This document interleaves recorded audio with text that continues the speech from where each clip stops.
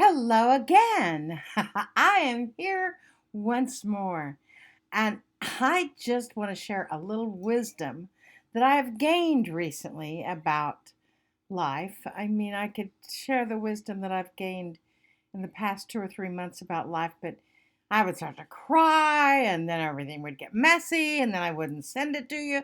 But instead, I'll send you one of the A Course in Miracles messages. So this is actually A Course in Miracles experiment. It's a starter kit for your rewiring your mind by Pam Grout. She's a great author, and I really like the way she puts things.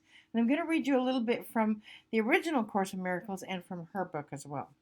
So this is a lesson 181. Emancipation Proclamation. There's great freedom in not compulsively interpreting other people and situations. That was said by Eckhart Tolle. Lesson 181. I trust my brothers who are one with me. And I'm sure that means I trust my sisters also who are one with me. But when this was written, they didn't go into gender. We just know that they mean both men and women. Anyway, I trust my brothers who are one with me. Lesson 181 asks for a simple commitment to move from the courtroom of my mind that imposes judgment on pretty much everyone and everything to the open field of bizarre acceptance. This is done by giving up compulsive thinking, at least for a little while each day. I do this by asking for the aid and assistance of the Holy Spirit, asking to look beyond perceived errors, admitting that if I see it out there, it originated in my mind. Now, does that make sense? You get that? When I perceive something in my world, I'm creating it, right? It originated in here. No longer do I confuse reality with the racing thoughts in my head. I look beyond the screen of misconstrued concepts that blame others as the source of my pain. Shall I read that again? I look beyond the screen of misconstrued concepts that blame others for the source of my pain. If anger comes up, I simply notice and ask for deliverance. It is not this I wish to look upon. Never mind that it undoubtedly will come up again, that I'll inevitably lose my way again. But on that statement, I would have to say, change your bracelet, because you're changing the way you're thinking, and one day it's going to stick. If not today, why not today? Let it stick. Anyway, let it be present now, not backward, not forward, but now. Now, let me show you the difference between that and A Course in Miracles, of which I have dates in the front of when I started each year. And then I finally eventually finished it, I think, in 2019, and then started reading it again. And then somebody introduced me to Pam Grout, and I actually read Pam Grout every morning, and then I read A Course in Miracles. Now, Joy does it backwards. She reads A Course in Miracles first, and then Pam Grout. So I recommend both. So this is lesson 181 from A Course in Miracles. I trust my brothers who are one with me. Trusting your brothers and sisters is essential to establishing and holding up your faith in your ability to transcend doubt and lack for sure conviction in yourself. When you attack a brother, you proclaim that he is limited by what you have perceived in him. You do not look beyond his errors. Rather, they are magnified, becoming blocks to your own awareness of the self that lies beyond your own mistakes, your own creativity, and past his seeming sins as well as yours. Now, when you read on, perception has a focus. It is this that gives consistency to what you see. And nor do we ask for fantasies.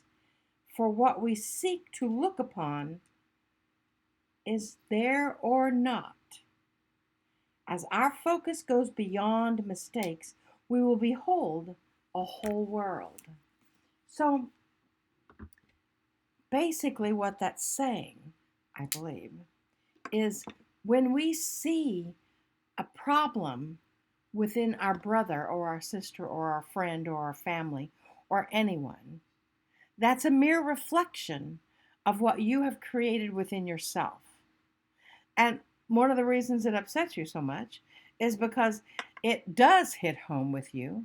And those things that do hit home with you seem to ruffle your feathers even more and get your ego involved. And then you rear up against them. Well, it's time to evolve. It's time to understand, and it's time to learn how we humans are created with an ego, with a feeling of judgment that we get to learn to respond to, that we get to learn that every single time we feel that judgment coming up within us to judge a situation or a person or a place, that it's some reflection of something, some place of lack that we see within ourselves. So think of that this week as you're going through your world, and every time you, even it the other day it happened so subconsciously in my world, and I'm pretty conscious of judgment. I really am pretty conscious of most judgment in most situations of other people. But I was joking around with Joy and Randy and Carl and things while we were doing a recording, and I said something about, well, we know who to blame for that. That was just a joke. But even in the jokes, there's that element. Your cells don't know that that's a joke. Your cellular memory doesn't know that that's a joke. It just hears the words, okay?